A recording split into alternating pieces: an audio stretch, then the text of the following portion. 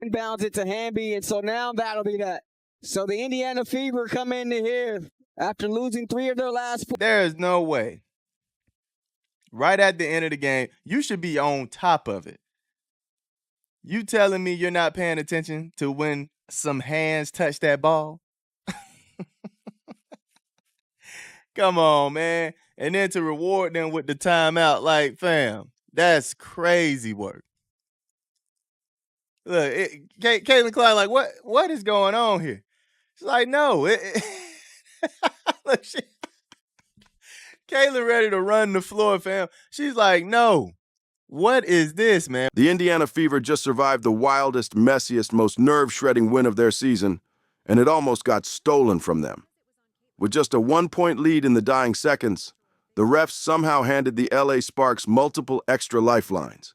Fans weren't just mad, they were furious, and even stars like Caitlin Clark and Sydney Colson were blasting the officiating on the spot. This wasn't just another regular season game, this was chaos, controversy, and a fight for playoff survival, all rolled into one. The Fever were already hanging on by a thread, but the officiating crew turned those last moments into pure madness.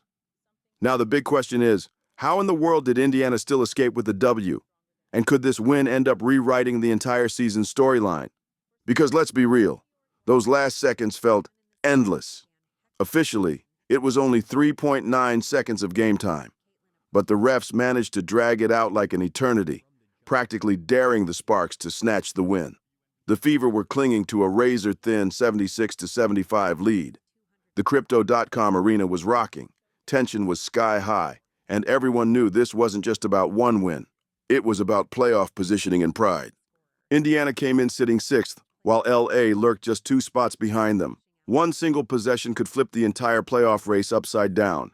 That's why every dribble, every whistle, every reset was magnified to the max.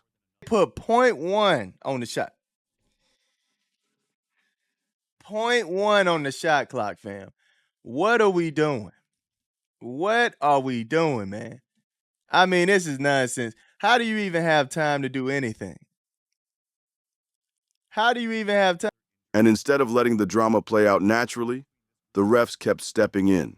Whistle after whistle, stoppage after stoppage, dragging out the finish until it felt like the game might never end. It all started when the Sparks pushed for one last desperate chance. But the refs wouldn't just let it play. They kept resetting the clock, again and again, like they were determined to script their own ending. Strangely enough, whistles only seemed to blow one way. Contact was called against Indiana, but magically ignored when LA was on defense. And every time the Fever fought through, forced a turnover, or locked up perfectly, the Sparks somehow got another inbound chance handed to them like a gift. These weren't long plays, but every stoppage stretched the game into something that looked less like basketball and more like a setup. It felt one-sided. Fans at home and in the arena were left asking the same question. Just how many lifelines were the Sparks gonna get? Finally, Aaliyah Boston stepped up like a true star, ripping the ball away on defense in the biggest play of the night. The Sparks tried to force it inside, but Boston snatched it clean. Indiana raced down the court, and Kelsey Mitchell drew a foul to head to the line with just 0.4 seconds showing. Her first free throw bounced out, but that should have ended it right there. The final tick should have disappeared. Instead, the officials pulled another trick out of nowhere, giving LA yet another inbound, with just 0.1 seconds left on the clock. That single call set Fever fans off like wildfire online. Because seriously, how can any team run a real play in less than the blink of an eye?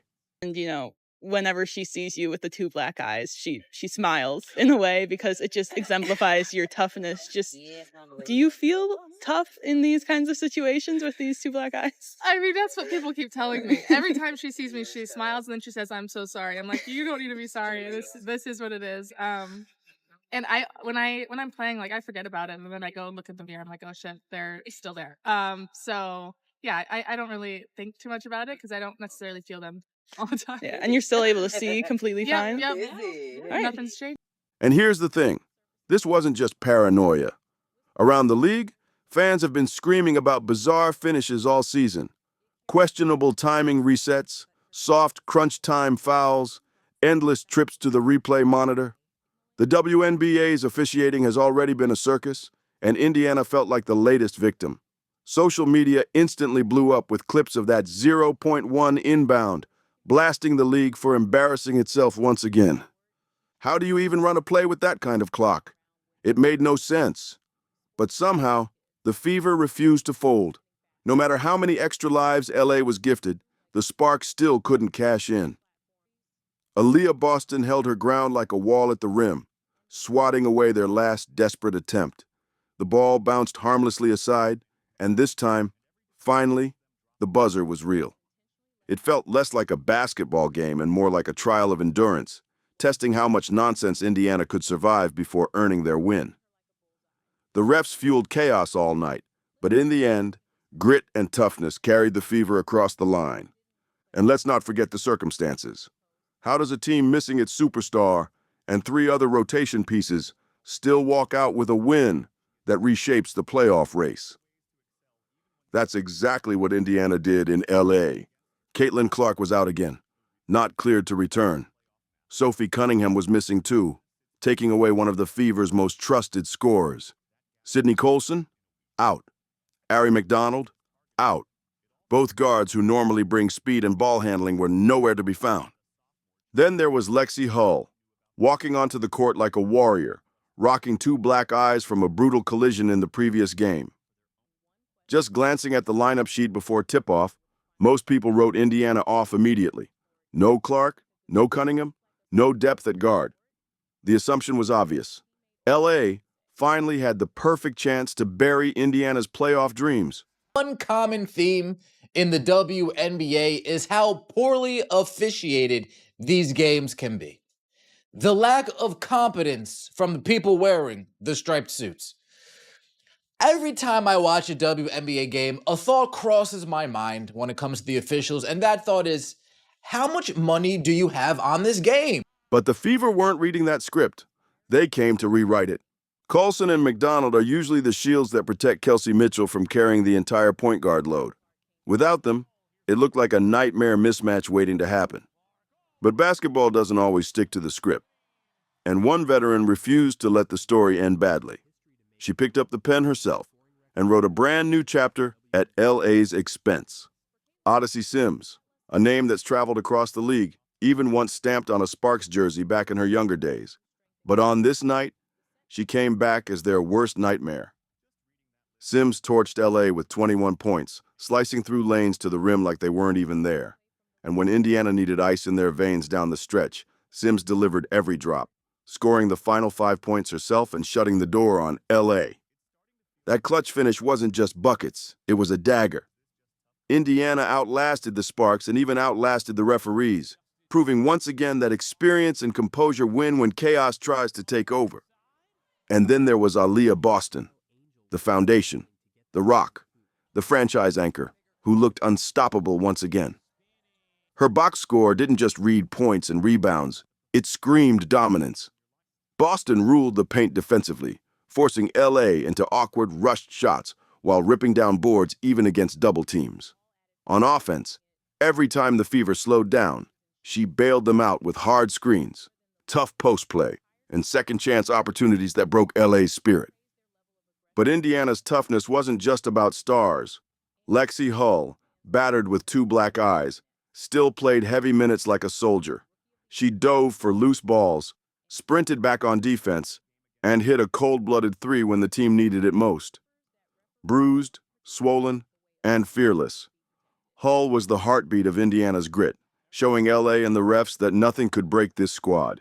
I'm talking about right at the end of the game when the nonsense was being called and cheating was being speculated, right? Everybody was looking like how Caitlin Clark was looking by the end of that game last night with the Indiana Fever and the Los Angeles Sparks. Everybody was looking just like this, man. What in the world was going on? Indiana was running short on bodies, but that never stopped them, and Lexi Hull showed exactly why. She brought that next woman up mentality that's become the Fever's trademark identity. Kelsey Mitchell, meanwhile, wasn't perfect in crunch time, but her relentless scoring pressure kept LA scrambling. Even when shots rimmed out, Mitchell forced the Sparks to chase her, opening lanes for Sims and space for Boston to go to work. That willingness to carry the weight defined the team's leadership in Caitlin Clark's absence. Head coach Stephanie White leaned on rotations stitched together by toughness and defense. Indiana clawed for every possession, scrapped for every rebound, and turned this game into a war of willpower. What unfolded wasn't just survival. It was proof this team can thrive even when shorthanded. And now here's the twist. Reinforcements are on the way. The thought of Clark rejoining this gritty group sends a chill through the league, because if they're this resilient without her, imagine the energy when she's back in the lineup. But here's where it got even wilder. Clark didn't even touch the court, and still stole the post-game headlines. Sitting on the sideline in street clothes, she didn't bite her tongue. She blasted the refs, making it crystal clear they had crossed the line. Her frustration mirrored exactly what Fever fans had been screaming about all night. And when the league's most visible star puts the officiating on blast, it doesn't stay a one-night gripe. It explodes into the story. Clark's words weren't about a single bad whistle. They cut deeper, pointing to a season-long pattern of inconsistency players have been battling against. She wasn't alone either. Sydney Colson, sidelined with injury, jumped in after the game too, calling out how Kelsey Mitchell never gets the respect or the whistle she's earned. Together, their voices made it clear. Players are fed up, and the league can't hide from it anymore. Clark didn't just complain. All right, now it was 0.6 on the shot clock when this happened, okay? They had the ball, they were running around. I thought the game was over here, honestly. I thought the game was over, but they ended up calling a foul, saying, oh, the game is still going on. All right, whatever. They got the foul. Cool.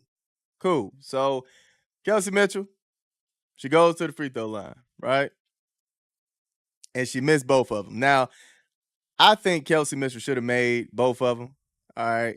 At least one of them. But she missed both of them. She hinted at something every player has felt but almost nobody dares to say out loud.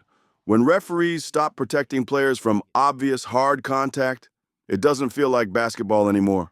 It feels like survival, like you're trying to outlast an assault on the court. That raw truth hit home for fans who watched L.A.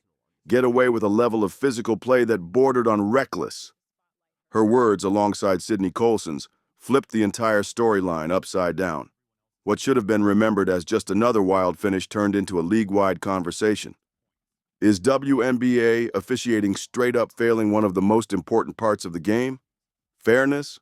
And here's where Clark's influence hits different, because her reach is massive. Every clip, every soundbite, every little sideline reaction spreads across social media and sports talk shows in hours, not days. When she shines a light on a problem, the league can't duck it. They feel that pressure instantly. Fans already see her as Indiana's future cornerstone. But on this night, she stepped into another role, the voice holding the league accountable. And Colson, she doubled down with the kind of veteran authority that can't be brushed off. She knows league politics. She's seen it all. And when she says the officiating is broken, it proves this isn't just a rookie venting. It's veterans demanding change. That gave the entire message more weight. These weren't just random complaints. They became rally cries that fueled Indiana's fire and gave meaning to the chaos. Now add this layer. Clark is already moving through practices again, running pregame drills, getting closer to a return. That changes everything. The Fever just proved they can survive shorthanded against refs, injuries, and doubters. Sims left open for three. She got it.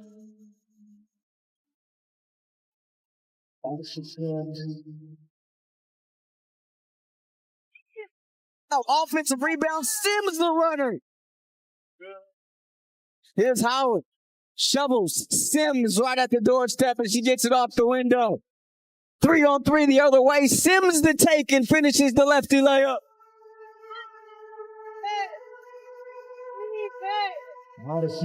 But with Clark back, survival turns into something dangerous, a team nobody wants to see in the playoffs. The playoff picture just flipped on its head. Indiana isn't just hanging on anymore. They suddenly look like a team ready to run through whoever dares to stand in their way. And the reason for all this new energy? The biggest star in the league is back on the floor. Not in games yet, but in practice. For Fever fans, that changes everything. Caitlin Clark hasn't played in weeks after that painful groin injury, but now she's not just clapping from the sidelines. She's suiting up in shoot-arounds, running drills, and even stepping into pregame routines in Los Angeles, drilling jumpers like she never left. This wasn't a cameo for morale. It looked like a real turning point. A star rounding the corner. The team is still being ultra careful, refusing to circle a date on the calendar. And maybe that's the smartest move. The WNBA's history with mishandled injuries, especially lower body ones, has haunted players before. But make no mistake, Clark's involvement isn't smoke and mirrors to calm the fan base. This is active participation, a sign that she's inching closer to game action.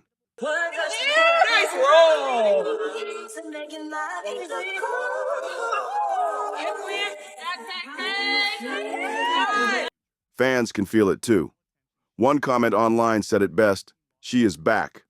And that kind of buzz doesn't happen over baby steps. That's the type of reaction you get when people sense the comeback is real. Still, the mystery lingers. Fever coaches are tight-lipped. The front office won't drop hints. And Clark herself? She's keeping it vague, letting the speculation spiral. Will she step back on the floor before the regular season closes? Or is her grand return being saved for the playoffs? Nobody knows for sure, and that uncertainty only fuels the fire. Every single clip of her hitting shots in practice spreads like wildfire, sparking debates and sending anticipation through the roof. If Indiana has already managed to survive without Clark, losing 4 of 5 before bouncing back with 2 straight, just imagine the chaos she'll cause for opponents once she's back in uniform. Every team in the league knows what that means. Adding a shooter who bends defenses the way Clark does forces entire scouting reports to change overnight. Sparks started the game on a 7-0 run. Here's Mitchell, right back to Boston. And unable to get that one, but follows her on.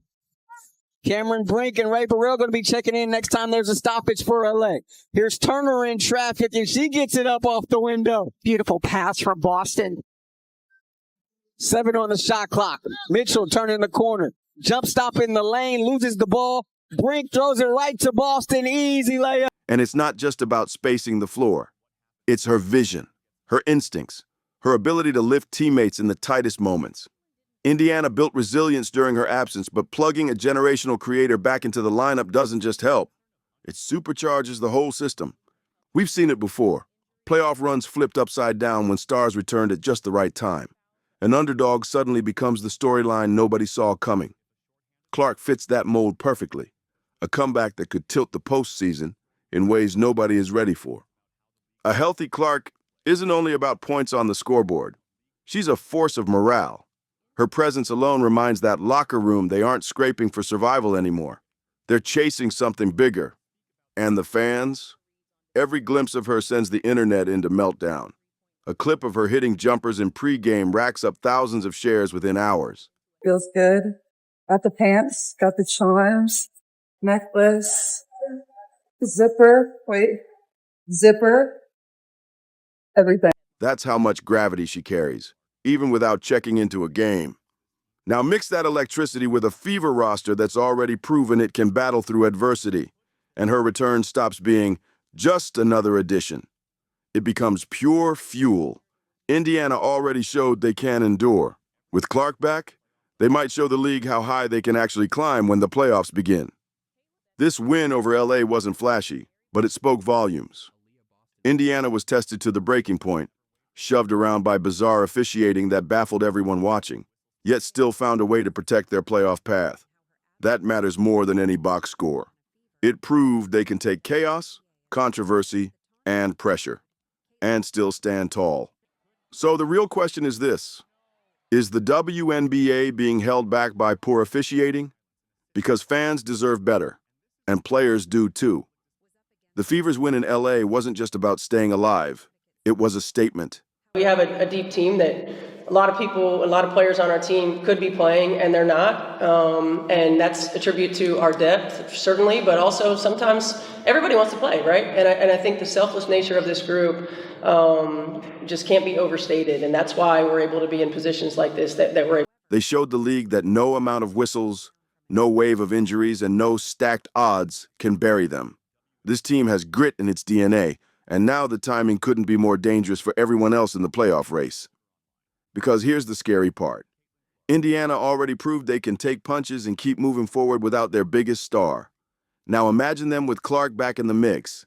Defenses that once sagged can't afford to anymore. Coaches who thought they had a plan are about to see it shredded by her shooting, her vision, and her ability to change the entire flow of a game in seconds. And this isn't just about X's and O's. It's about energy. Every time Clark even jogs through warm-ups, the Fever fan base erupts. Social media clips explode. Talk shows pick it up. The league feels that pull instantly. She doesn't just bring buckets, she brings belief. Meanwhile, the supporting cast has leveled up. Odyssey Sims reminded LA what a seasoned vet with ice in her veins looks like. Aaliyah Boston dominated the paint like a franchise cornerstone. You don't get told no. Like, you're going to get the yeses. You're going to get more yeses than nos, and just being able to know that. So I'm excited for that. I know that's going to come. Lexi Hull, bruised and battered, still fought for every possession like her career depended on it. This group didn't wait for Clark to carry them. They sharpened themselves in the fire so that when she returns, they're not just better, they're battle-tested. But let's not ignore the elephant in the room, the refs. This game reignited the debate fans have been having all season. Strange whistles, suspicious clock resets, and a league that still hasn't addressed the cracks in its officiating. The Fever walked out with the win, but the outrage isn't dying down. So now, the story heading into the postseason is split in two. Can Indiana turn into the playoff nightmare nobody wants to face? And will the league finally answer for officiating that's leaving players and fans furious? What went down in Los Angeles was more than a regular season thriller. It was a wake-up call. The Indiana Fever proved they can take every hit, from injuries to officiating chaos, and still rise. That's not luck. That's resilience. That's toughness. And that's the identity of a team nobody wants to see in the playoffs. Bet did you place prior to suiting up tonight? What's the over-under, and are you concerned with a specific outcome? The officials in the WNBA, yes, they're incompetent, yes, they're trash, but it always seems like there's some shady, they're so bad and so incompetent, it seems like there's shady business taking place behind the scenes. If the WNBA needs to investigate in anything, if somebody needs to investigate in anything regarding the WNBA, it's about how dirty the hands. Because here's the truth. Indiana didn't just beat the Sparks, they beat the system stacked against them. They fought through blown whistles, endless resets, and blatant no calls that left fans furious, and they still came out standing. That sends a message not just to LA, but to the entire league. This team won't be bullied, won't be broken, and won't be silenced. Now add the wild card. Caitlin Clark is on the brink of coming back. Every clip of her in practice, every jumper she drains in warm-ups, cranks the hype higher and higher. When she finally returns, she won't be joining a team desperate for survival. She'll be stepping into a squad that already proved it can withstand hell and keep climbing. That's the recipe for a playoff run that could shock everyone. But let's be real. None of this should have been overshadowed by officiating controversy. Fans deserve better. Players deserve better. And the league has to face the heat. Because when the brightest star in women's basketball is calling out the refs, it can't just be brushed aside. This isn't paranoia. This is a problem. And everyone saw it on full display in LA. So here's the bottom line. Indiana walked out with a win that could flip the playoff picture. But the bigger story is brewing. Can the Fever rise into contenders with Clark back? And will the WNBA finally fix its officiating before it costs the league even more credibility? The truth is, this Indiana-LA showdown might be remembered less for the scoreboard and more for the ripple effect it created across the entire league. Because this wasn't just one wild night, it exposed cracks in the WNBA that can't be ignored anymore. Think about it. Ideal in terms of how the game was. It was ugly. We had moments where we were better than others, but we dug in. I mean, when you think about key defensive stops, key offensive rebounds, like AB's key offensive rebound there at the end, making plays, deflections that led to steals or deflections that led to bobbled passes, just the sense of urgency that we played with in those last minutes through some gray area, right? Through some times when it wasn't perfect. And, it was a gut check time, and our team stepped up to the challenge. Thank you. If playoff positions can be shifted by 0.1 seconds, magically added to a clock, or by contact that mysteriously gets swallowed by whistles, what does that say about the integrity of the game? Fans were furious, and players didn't hold back either. Clark and Colson spoke what everyone was thinking, but you better believe dozens of players around the league were nodding their heads in agreement. That's why this game hits different. It wasn't just Indiana against LA. It was Indiana against the refs. Indiana against doubt. Indiana against a system that sometimes feels tilted. And they still walked out victorious. That kind of win doesn't fade away. It fuels a team, and it sparks a movement. Now the Fever step into the final stretch with something dangerous: belief.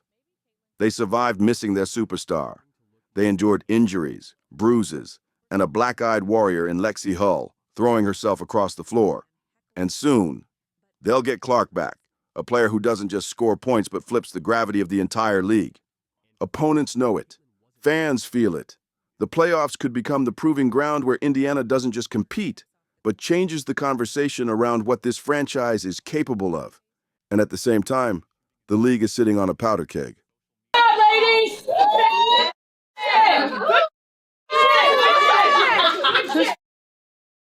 I'm really proud of you guys.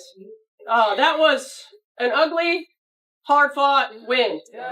Hard-fought win. And listen, we know that we didn't play our best basketball, and in those moments where we needed a stop, or we needed a big bucket, that you don't teach.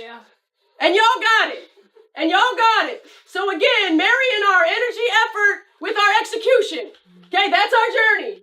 But this is a hard win right here. I'm proud of you guys. Great job. Together, 3, 1, 2, 3. Together. If officiating keeps tripping over itself under the brightest spotlight, it won't just be Indiana fans screaming online. It'll be every fan base demanding answers. So maybe the real story isn't just Indiana won. Maybe it's this: the Fever are rising, Clark is coming, and the WNBA is staring straight at its biggest test yet: credibility. If you believe the Fever are about to shock the world, then type "Win Fever" in the comments right now. Because once Caitlin Clark steps back onto the floor, this hardened Indiana squad transforms from underdogs into a nightmare matchup for anyone standing in their way. They've already proven they can survive without her, battling through injuries, refs, and doubt. So imagine what happens when they add a superstar who stretches defenses, drops dimes, and forces every opponent to rewrite their game plan. Dirty are the hands of some of these players that are in this league. Oh yeah, tonight's the night I'm just gonna go 2 for 13. Oh, hey, it's the WNBA. I could slide into 2 for 13 and nobody will bat an eyelash. I can shoot 5 for 22 and nobody will really think twice because it happened. Suddenly, a team people thought was clinging to survival looks like a group built to storm the playoffs. And here's the twist: this isn't just about the Fever. It's about the league itself. The officiating drama has fans questioning everything, and Clark's voice made sure it couldn't be ignored. The WNBA is facing a credibility crisis at the same exact moment Indiana is peaking with dangerous energy. That collision could shape the story of the postseason. So what do you think about the refs this year? Drop your take in the comments. Smash that like button, subscribe, and turn on all notifications so you never miss a breakdown. Click the video on screen, and we'll see you in the next one.